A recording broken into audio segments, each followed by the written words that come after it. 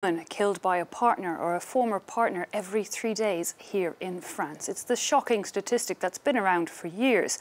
Hundreds of thousands of women subjected to less lethal but nonetheless violent domestic abuse.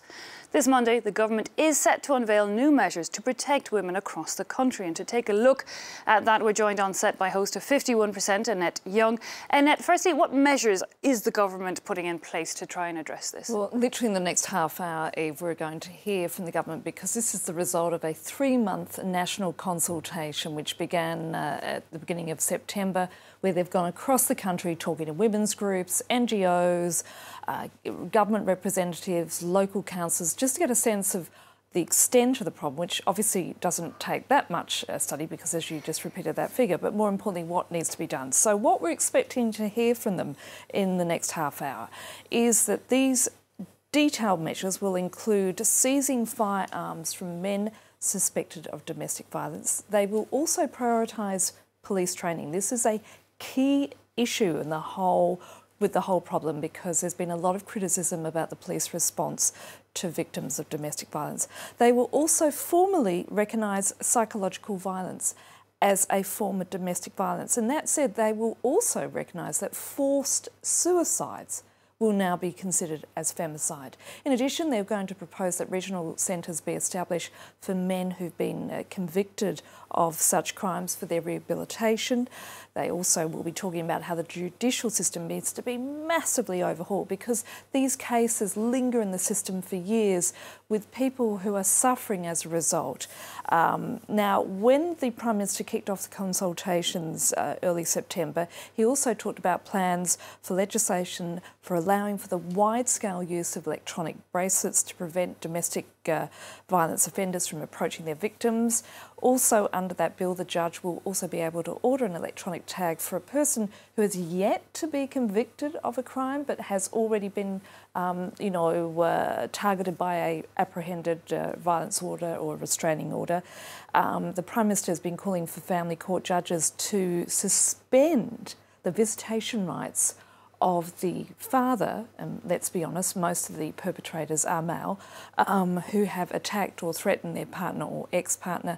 They're also calling for the woman who's been hospitalised to be able to make a criminal complaint from a hospital bedside. Now, the other interesting element in this package of measures to be unveiled will be an education program talking about teaching gender equality, because you can put into place as many rules and measures as you like, but you need to look at the cause of all of this. Why does this happen? And I know we're going to talk about that in a moment, but what they are going to do is basically look at educating boys, young men and boys, to challenge those deeply rooted inequalities and social norms that perpetuate men's control and power over women, and therefore there's a tolerance as such for violence to be carried out against women and girls. Indeed, because that's exactly what we want to look at, Annette, is, why has France got such a staggeringly high level of domestic abuse? It is a shocking statistic, and I'm going to ask the producer to just put that graphic up full screen, because I think it needs to be repeated over and over, Eve. I was on a panel a couple of weeks ago with a Mexican government minister and somebody from the UN Women and somebody from the AU, African Union. And I have to say, the delegate from the African Union and the Mexican minister was absolutely shocked when I read out this figure. Every 3 days, a woman is murdered by her partner or ex-partner. Now, apparently, somewhere in the order of 220,000 women are affected by marital violence or violence within a relationship each year. As this stage of the year, we understand, according to one source, Agence France Presse news agency, that 160 women have been murdered here so far, while activists are placing the toll much higher at 137. So why? Why does this happen? Well, there is a lot of criticism being directed towards the police force that they've been slow off the mark to deal with this as an issue. Very often, as Edouard Philippe, the Prime Minister, said also, that it is a process of sexist control, so deeply ingrained in our mentalities and our habits that some men have grown used to a form of impunity. So there's that as well. There's also the fact that the judicial system here in France is very, very slow at the best of times. So as a result, these cases often fall off by the wayside. you know, there's also historical issues as well, that, you know, for a long time, French women didn't get the vote.